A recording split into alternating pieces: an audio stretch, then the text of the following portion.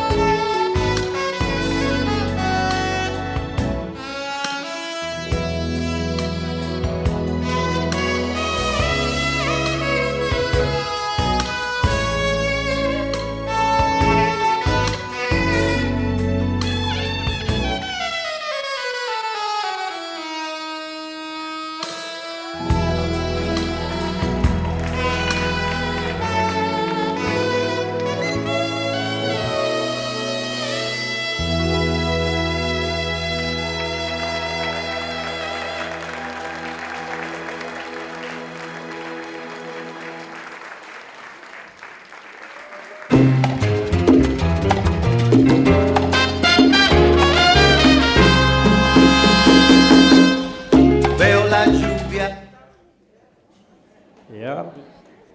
Yep, yep, yep. One more time for Mr. Rendelshine here with. Our next presenter is Miss Renee Cam.